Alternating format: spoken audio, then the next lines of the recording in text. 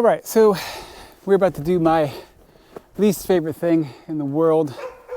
I'm gonna take this 100 gallons of water. It's actually a 150 gallon tank, but there's 100 gallons of water in there. I gotta take it from here, put it up there in my cabin. And I was gonna do this live, but I decided there's a pretty good chance I'm gonna swear, so I might need to bleep it out. I wouldn't wanna do that live. But anyway, it's about 70 feet, 80 feet from there to my cabin. This is just it's what we call a dry cabin, so there's no running water. And here's my 100 gallon tank. And so what we have to do is get the water into there. I'm just gonna walk you through it as I do it. This baby's empty. All right, so the equipment I need is right here. There's a pump, 2 hoses, and I'm just gonna carry this pump down. This is the heaviest, hardest thing to do at first. So I'm gonna take this pump. Ugh, it's like 75 pounds. And this is gonna pump the water up this hill. You might hear my dogs barking. I have a team of sled dogs over here to the left. Maybe you see them. All right, so this goes here. Step 1. It's spring here in Alaska, so this is your spring thaw. It's kind of sloppy, and at least it's not icy. Sometimes it's a sheet of ice. And I need this. This connects to the actual tank that's in my truck.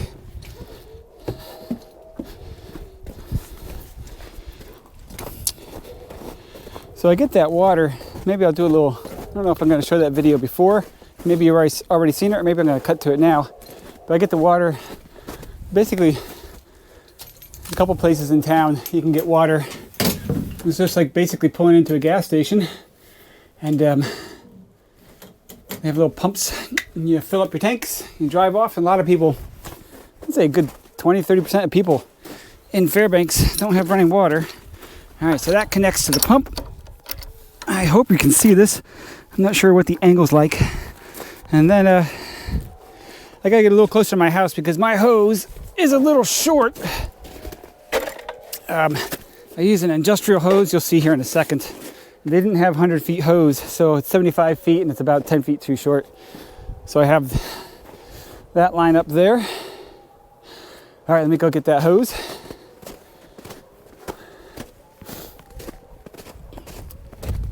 This is a job. So 100 gallons lasts me, I have 20 sled dogs out here. Maybe you can see my yard here. You know, 5 acres, I got 20 sled dogs down there. And they go through 10 gallons a day. I go through, you know, a gallon or 2 a day. So pretty much that tank right there lasts a week. So what we're doing now, I do once a week. Whether it's spring, whether it's summer, which is nice, 70 degrees, or winter, which could be 30 below. That's why I have this hose here. It's a heavy duty rubber one, because garden hose is just at 30 below, they just crack. Even these are tough to work with because water freezes up pretty quickly. You have a very short window between getting this hose connected and getting the pump started before that hose freezes. In the winter time, sometimes you have to do this 2-3 times, and I'll tell you, that doesn't make me happy. All right, so this little lever here just turns the water on, so it goes through the pump. Make sure these are sealed. Now I have to let the water go here, so this goes into the pump. You have to have the water in the pump here because there's gaskets in here, and they shouldn't run dry. All right, so that's open. Now let me finish where this goes. And yeah, let's see here. All right. Like I said, quite a few people have setups like this in Alaska. If not, they have setups like this. And then my backup system. Sometimes when I run out of water, like I said, I just don't like doing this. So I'll just fill those up. And I'll go through 2 of these a day between me and the 20 dogs. And so that right there, 2, 4, 6, that's 3 days of water. And this 100-gallon tank is, 10 days, maybe a week of water. All right, so I learned in the past that this little thing really needs to be clamped in here tight. Whoops, sorry. Because if it's not clamped, the pressure that comes out of that pump makes this thing fly around, and I've definitely had water flying around in my house, and I didn't even know it. Okay, so that's off. That's on there. So far, so good. All right. So now you just start the pump. This is actually the easy part. It's taking it all down. That's no fun because there's still water left over and it's just messy. Not so bad in the spring and summer, but in the winter. Okay, water's there. This goes here. Cool. So the pump, pretty easy. This goes to on, just like that. And then you have, this is your gas. This is your prime.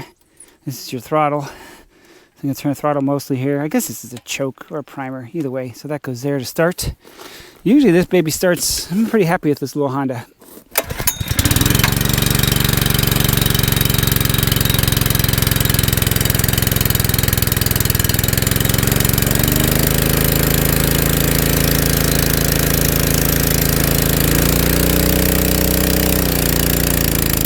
Sorry, I'm probably a little loud.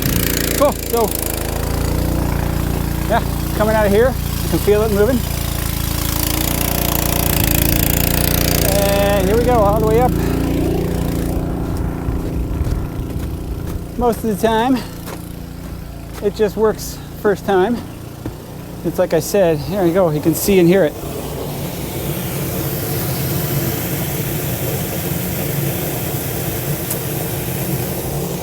Yeah, most of the time, it works right away. In the winter, sometimes when I wrap this up, there's water still stuck in this hose, just little droplets. It only takes a little bit. And so 30 below, I get this hose out, I get down there, I start the pump, and it starts, and the water that's in the hose is frozen. And so you gotta take it all down, take it inside, thaw it out, run out, do it again really quick, and hope it didn't freeze while you did that. Because at 30 below, it freezes pretty quick. Cool, well that's it. That's the fill-up process. This will probably take 10-15 minutes. And then you'll see me try to get, there's always water remaining inside the big tank, so I gotta dump that out too. Okay, filling up 150-gallon water tank here. So this is in the back of my pickup. Basically, you go to the water place.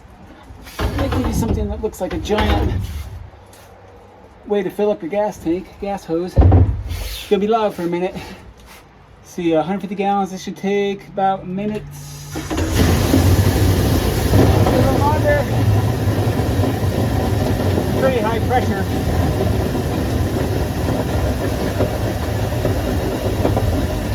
Oh.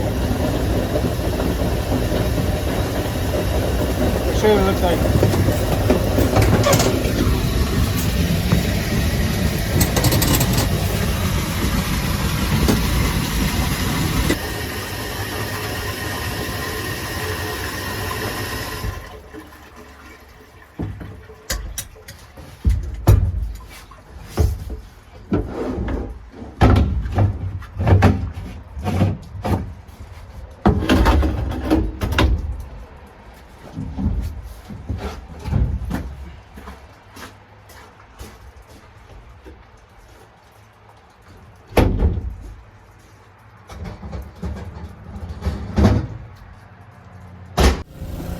All right, how's it going here? We are almost halfway filled. Look at that.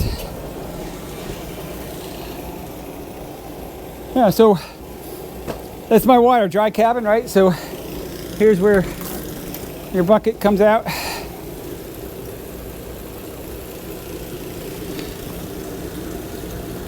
And I don't really need that. And then when you want water for dishes and stuff, see my dirty dishes. You have a slop bucket here that this is my dishing water. And then you dump it, right? Goes down a drain. And then below there, that's the slop bucket. This, you have to, once that's full, you got to remember it's full. And you just take it and you dump it somewhere. I just dump it over an edge. It's gray water. It doesn't have any chemicals in it. It's just food, maybe some dish soap, but mostly pretty clean water. All right, so it's starting to fill up pretty quick. I gotta get down there, and this is always good timing too. Sometimes that overflows in there. Oh my God, that's another thing. That's why my floor, I'll show you really quick before this thing fills up. So many times I have overfilled this thing or left it on and forgot. And look at my floor. I had to replace this entire floor. Yeah, I'm not happy about that. But this seems to be going pretty good. And actually, I can see it. You can't probably, but I can see there's actually plenty of water in there. So I probably have more than 100 gallons in there right now. So I'm not going to have to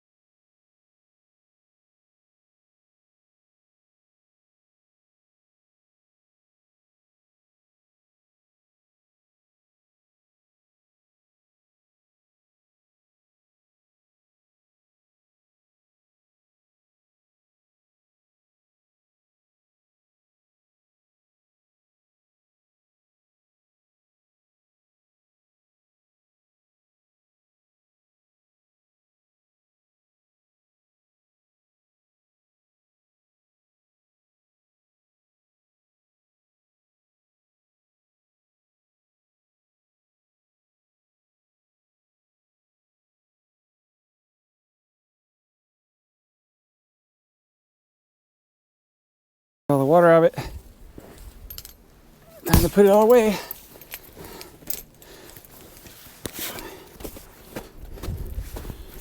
Yeah, so no running water, which means I don't have a toilet or a shower. For the most part, you can go to town. There's a lot of showers available in town. The library, the university, Planet Fitness. You know, if you go work out, you can always get a shower. And as far as toilets go, I have an outhouse. All right, so this hose, what I do to drain it, I drape it over the top of my rail like that. And this gets all the water out of it. Especially in the winter, gotta make sure this has no water in it. All right, now, this is kind of a cheap plastic thing, so it doesn't work that great. It works good enough. It's lasted a couple years. What more can you expect?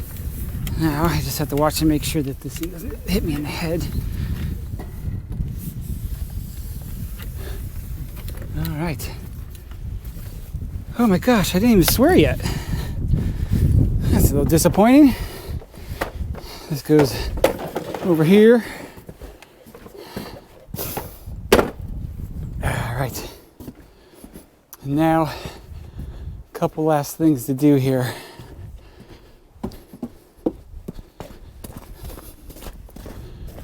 Gotta carry this heavy thing here up, but there's water inside of it, right? There's water inside that pump. And again, in the wintertime, that whole thing will freeze up.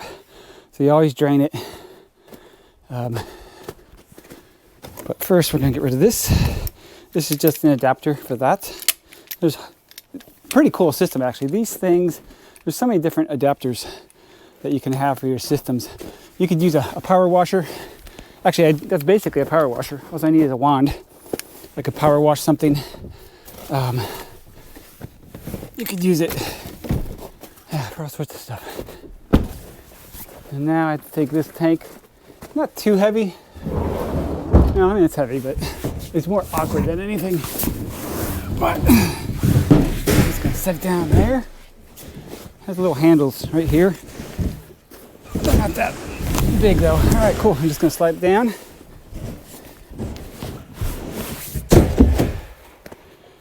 That's where it stays for now. Nice shade. Keeps it out of the UV light. When it's, I need a lid. In the summer, when it doesn't freeze at night, I have another one of these tanks, 150 gallons, that I actually keep in the dog yard. So I'll have 100 gallons in my cabin and 150 in the dog yard. And that makes it a lot easier. Then I don't have to haul so much water. All right. And now this. So there's a little drain plug down here. Just hit this drain plug. In the wintertime, I have to lift this up. I have to get it off of my path because draining water on the path makes for an icy path. So I actually have to lift this up and unscrew the drain plug at 20 or 30 below. So another reason I swear a lot when doing this. Let's get some air in there. And nice. This is so much nicer in the fall and the spring. Come on, go back on. That's it, guys. I'm gonna carry this up and go have a cup of water.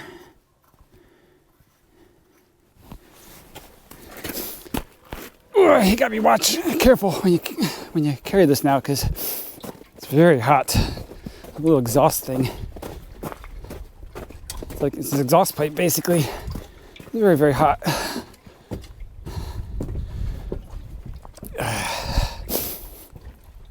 Cool, and then it stays protected here for pretty well. The deck has a cover in there that protects them pretty well. All right. Yeah, so that's it. Time for a cup of water. And then this bucket too, I just fill it up. These are my dog food buckets here. So 2 5-gallon buckets feeds 20 dogs. And so that's it. Cheers.